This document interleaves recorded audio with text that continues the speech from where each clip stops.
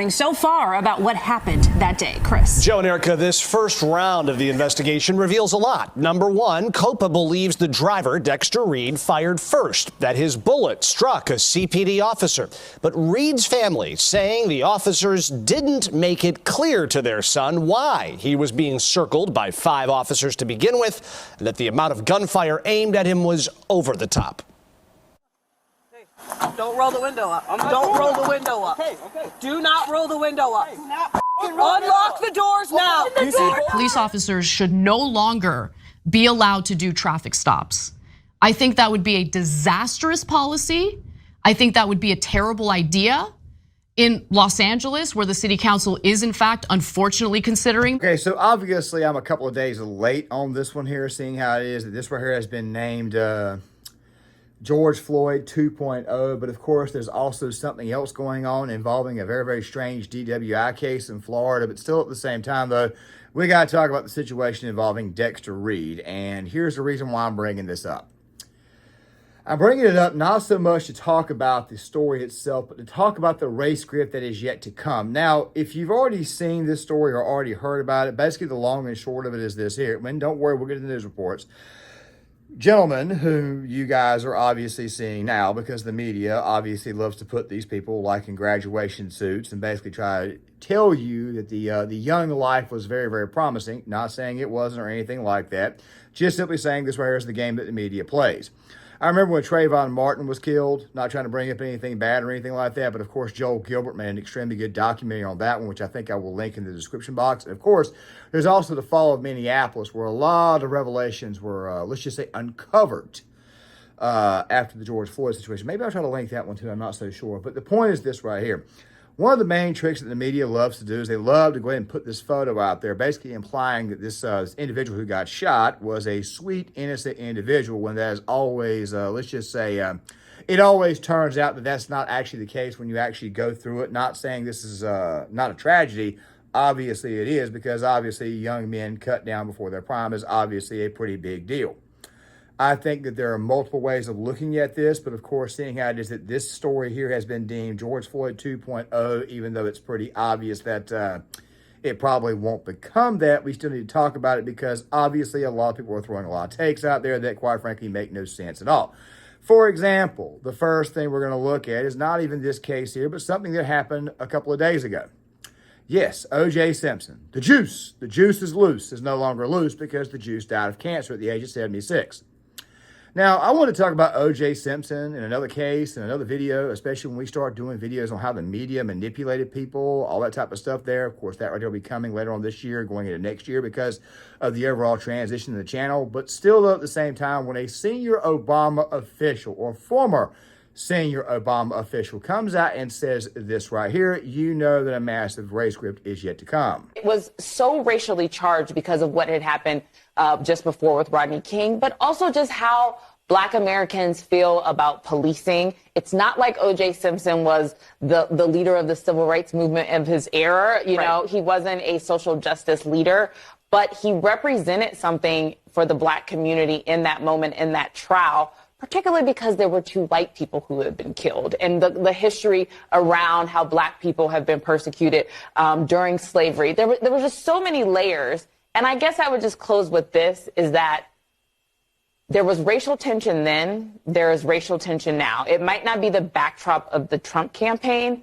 but until this country is ready to actually have an honest conversation about the racial dynamics from our origin story till today, we will always have moments like O.J. Simpson that manifest, and our country will always be divided if we don't actually do. He killed 2 people, one of those people being his ex-wife, Nicole Brown Simpson. Not trying to simp for her or anything like that, but of course, Ronald Goldman, he was a waiter at the restaurant she had been at, and he was just simply returning an item. But still, at the same time, though, we've obviously got people out here still defending the verdict in that case. Don't get me started. Like I said, that right there will be another video down the road.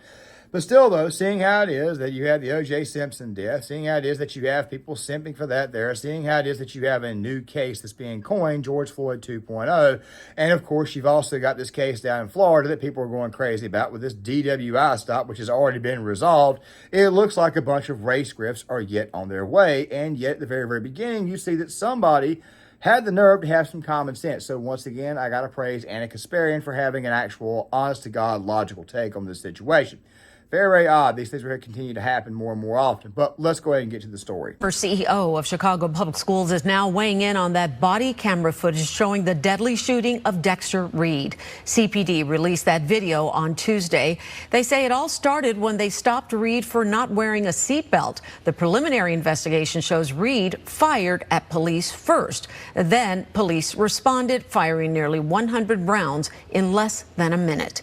In a tweet, Paul Vallis said, in part, "Don't shoot cops. When you shoot at cops, let alone wound one, they are going to shoot back and not count the bullets." He goes on to say cops were shot at 68 times in 2023 and 55 times in 2022. He also called for the chief of the Civilian Office of Police Accountability to be fired. Earlier today on Good Day Chicago, a law professor from the University of Chicago spoke about the shooting and the reaction to this video. He says COPA should be praised for the video release. He believes the agency is trying to be transparent. COPA should be commended for that. If I take us back 10 years ago when I first got that call from someone from within law enforcement about the shooting and killing of 17-year-old Laquan McDonald, we had to fight and force the city and sue them in court for more than a year before we forced that video to be released. Now it is a matter of standard policy and practice. So basically what happens is that this individual shows up, a bunch of cops, a plainclothes unit, they roll up on him. There's a common traffic stop, which, by the way, this video is going to be talking a lot about that, more so towards the end, so make sure you guys stick around because obviously, like I've said before, at the very beginning, a lot of takes being thrown out there that lack pure, flat-out common sense when common sense is definitely needed and could have been used in this situation. So basically what happens is that the young gentleman, he is rolled up on by cops during a routine traffic stop.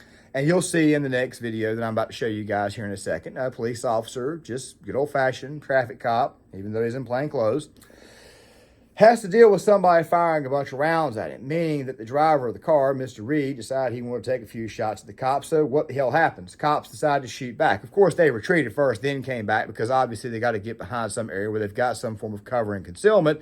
And of course, they continue to unload into the vehicle. Let's go ahead and watch this next shooting video. of Dexter Reed. CBS 2 is always investigating, digging into several unanswered questions tonight. We are getting new perspectives, questioning how many shots Reed fired himself, why he was pulled over in the first place, and the recommendations on what should happen to the officers involved. That's what CBS 2's Jermont Terry is looking into live in the control room now. Jermont. Erica and Joe, COPA recommends the 4 officers who fired those shots, killing Dexter Reed, not carry their badge nor weapon, essentially stripping them of their police powers. Now, tonight we've learned that the head of COPA calls into question that so-called reason the officers pulled Reed over. A lot of people are looking at this and saying, well, what happened before then? I don't think it really and truly matters. Let me tell you what you do when a police officer stops you. You want to know? Comply. We've had a lot of cases where people over the years have decided not to comply with police, and of course something bad happens, okay? There's also been cases where a girl tried to stab another girl and the police officer shot the girl that was actually trying to stab her. That right there being the Ma'Khia Bryant situation, and of course to go on top of that, he was just simply doing his job defending another life. We also had the Michael Brown situation, which, by the way, is a video to come out in the future as well, because, like I said, it's going to be a media series how the media actually manipulated people, kind of like what I mentioned earlier with the Trayvon Martin situation, which, of course, was not a police officer. And, of course, it's just the common one that gets tossed out there. But, of course, the media loves to manipulate you by putting photos out there. He's such a sweet, innocent young boy, even though the store camera had shown him literally pushing a smaller guy around a few minutes prior to said incident, basically giving you the impression that this was actually a bit of a bad hombre. Now, more and more information is coming about Mr. Reed, okay? And, of course, to go on top of the information coming out from Mr. Reed, obviously you've got the Chicago Police Union, and obviously they're going at it with the people who are investigating them. And, of course, there's also other revelations that have came out, like, for example, that these police officers had actual complaints against them. We'll get to that here in a second. It's funny that they bring up complaints because the truth be told is, and I learned this when I was in the basic law enforcement training academy back in 2015, that a lot of police officers, actually just about every single one of them, especially ones who are doing their job, they're going to get a complaint because obviously somebody's going to take something to heart. Now, really quick, I want to say this right now. I'm not ultra pro police or anything like that. I never have been, but still at the same time, I do understand cops' necessity, but I also understand that the cops could very, very well be used against us in case something actually happened. All I need to do is just cite COVID 2020 and, of course, the enforcement of BS mask regulations from good old-fashioned Karens. You know, complaints, you know, he's not wearing a mask, cop shows up, arrests you rather than arresting them because their complaint was absolutely stupid because you were standing 25 feet away because for whatever reason during COVID, people just got this thing inside them where they wanted to just kind of like throw their way around the situation. But still at the same time, though, this situation requires a lot more thought for people who, quite frankly, don't have any thinking or don't have anything in their head to actually kind of help rationalize what the hell actually went on in this situation. Still at the same time, though, obviously, investigations are going to be launched. Investigations are going to be filed. And, of course, you're probably going to find the same crap that you always find out when an incident like this happens. Back to the news. Unit officers approached Dexter Reed's SUV. The tinted windows were up. Roll the windows down. Officers ordered Reed to lower and keep the driver window down so they could see what was going on inside the SUV.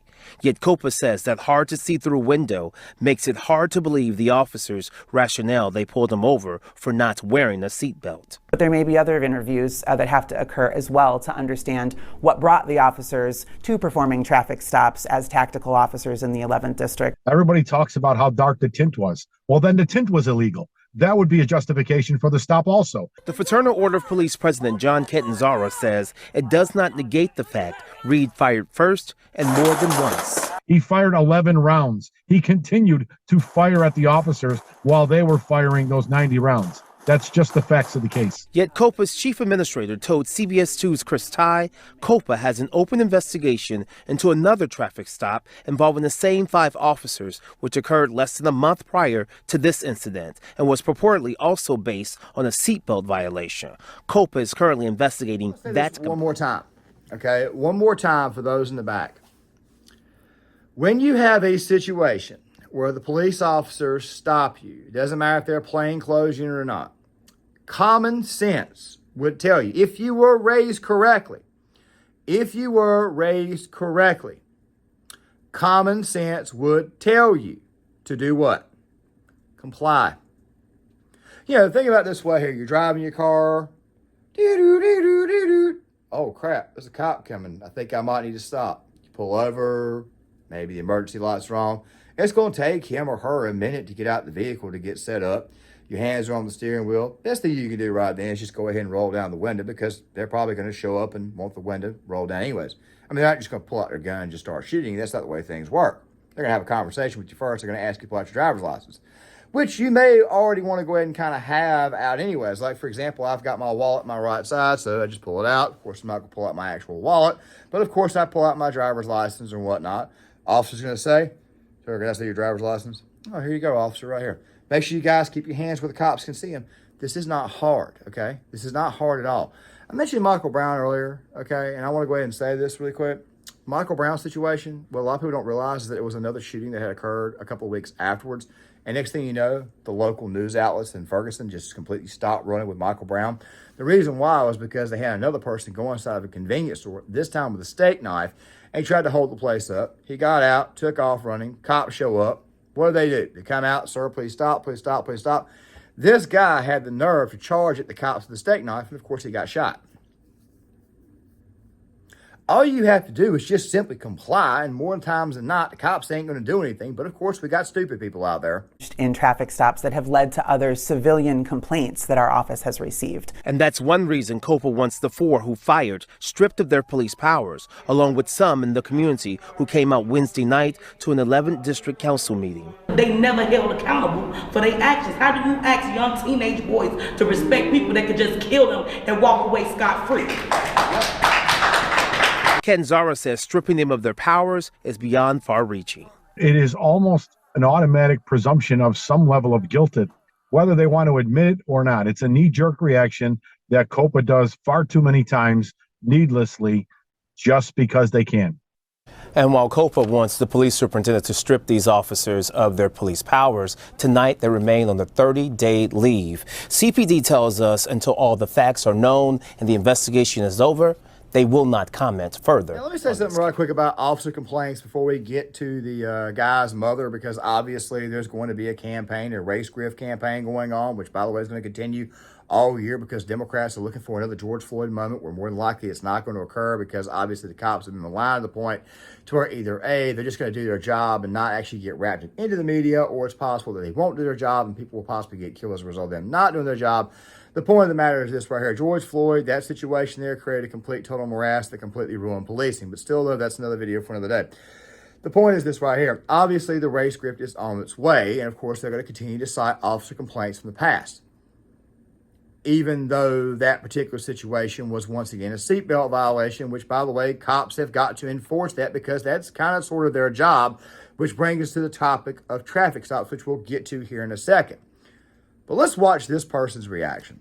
Before we look at this lady's reaction, which, by the way, this lady right here is Mr. Reed's mother. I want you to know right now, this was obviously a tragedy. Nobody should ever lose their child. But obviously, when something like this happens, the mainstream media is going to put this out there front and center, which for whatever reason, as of the release of this video on Saturday, this particular clip right here is not being shared as much as what it was 2 days ago when the incident happened.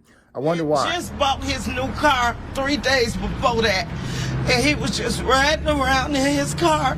He said, "Mom, I'm going for a ride," and they killed him. They killed him. They killed him. They killed him. Dexter got out of his car, unarmed, and was shot by the police. Based on the COPA report that you all received this morning, 96 rounds were fired by these officers.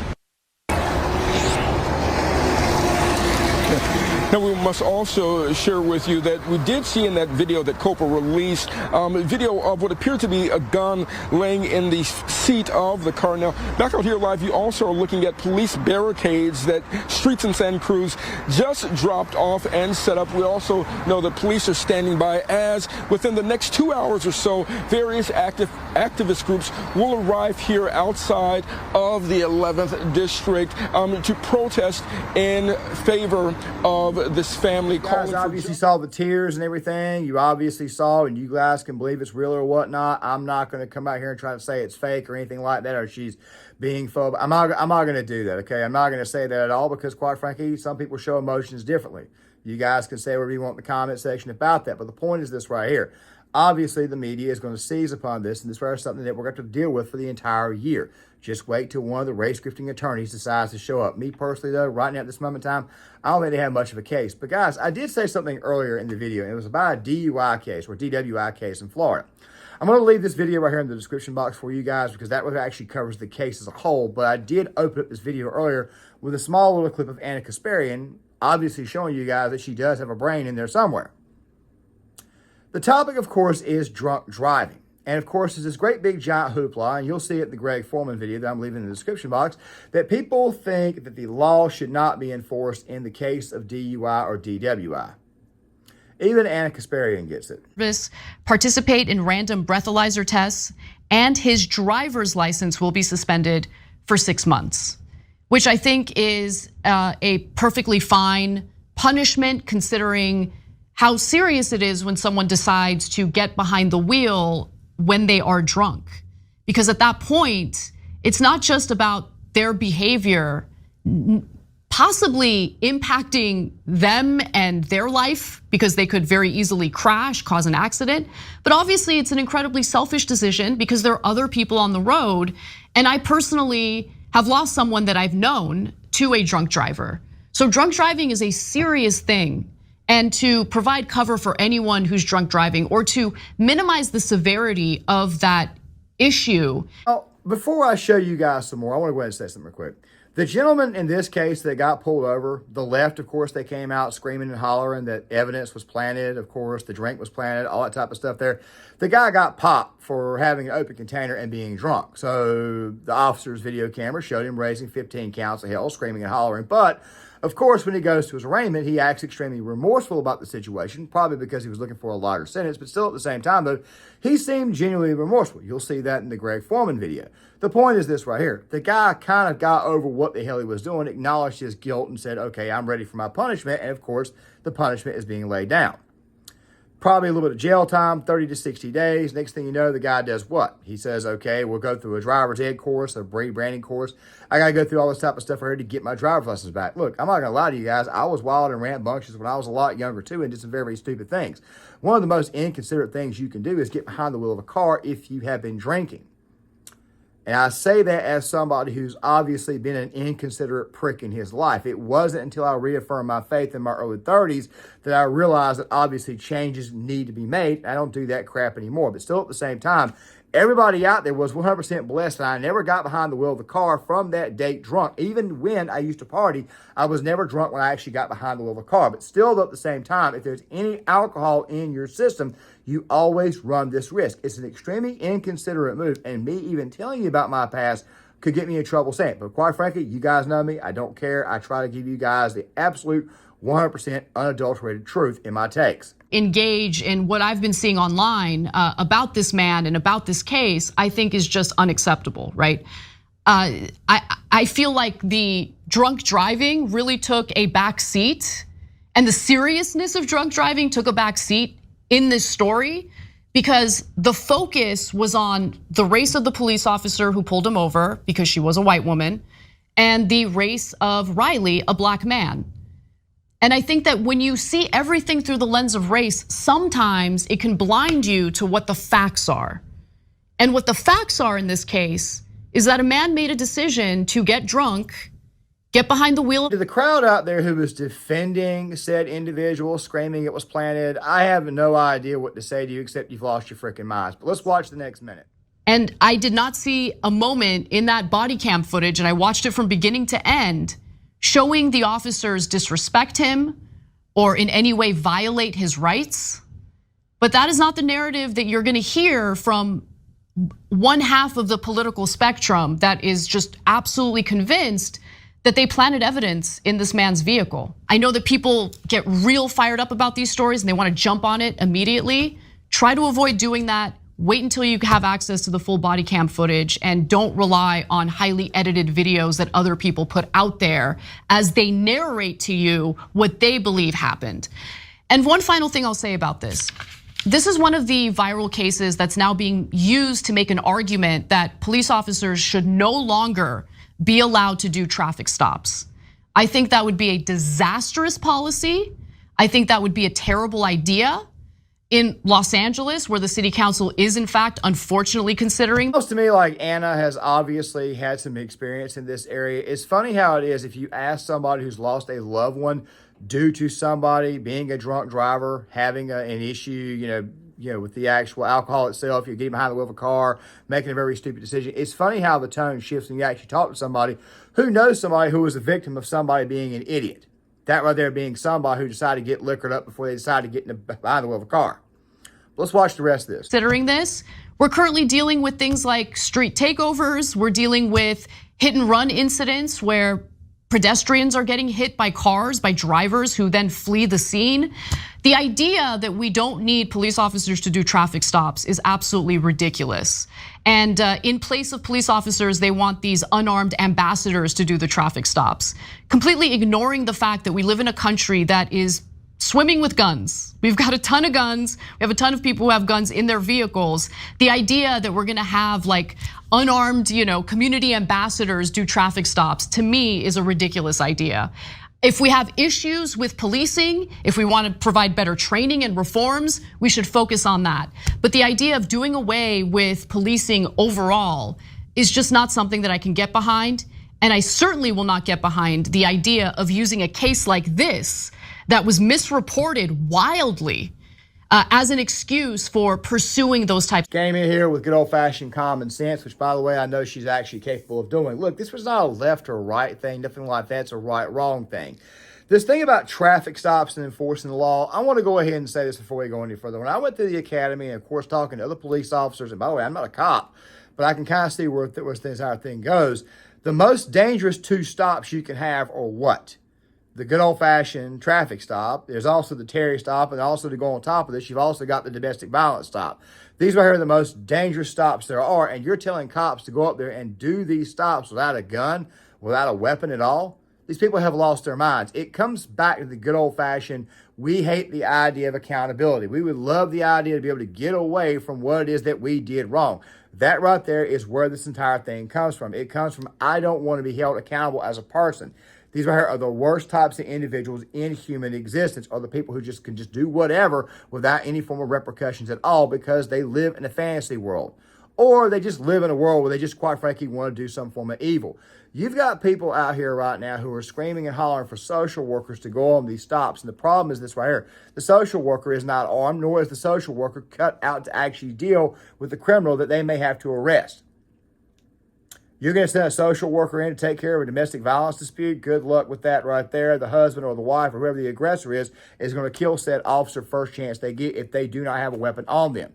You're entering somebody else's house. You're entering somebody else's domain. So therefore, obviously, they're going to be much, much more protective. Also, something else, too. There are situations where if you have a husband who beats his wife or whatnot, the wife, believe it or not, may actually turn on the cops. This type of stuff gets completely and totally out of control. It's chaotic. And obviously, officer safety needs to be first and foremost. So yes, traffic stops need to actually be done. Also, to go on top of this, officers do need to be armed for these types of stops. And these people who are out here simping for the person who did the DWI, who quite frankly is upset because they planned some crap on him when obviously he has admitted to the crime, when obviously he was guilty, or like in the case of Mr. Reed, who for whatever reason decided he wanted to take a shot at some police officers during a traffic stop, but yet he got blown to hell up in the process. These people right here have no actual minds. They have no actual brains. Better yet, they have no actual souls. Fact of the matter is, we're dealing with non-player characters right now. That right is the truth of the situation. Now, as far as this right here becoming George Floyd 2.0, I don't think it will because, quite frankly, I think everybody remembers George Floyd 2.0. And the first case, of course, like I said, if you watch The Fall of Minneapolis, you'll see all the revelations there. I think we all already know what the hell these people want. They want more riots. They want more protests. They want more BLM nonsense. But, of course, people just aren't going to have it this time around. With that right there being said, guys, rant over, explanation over. Please hit the like button. Please subscribe. Share the video, sound off in the comment section, and have a good weekend. I'll talk about knowledge conversion and whether it's real or not on Sunday. I'll see you guys later.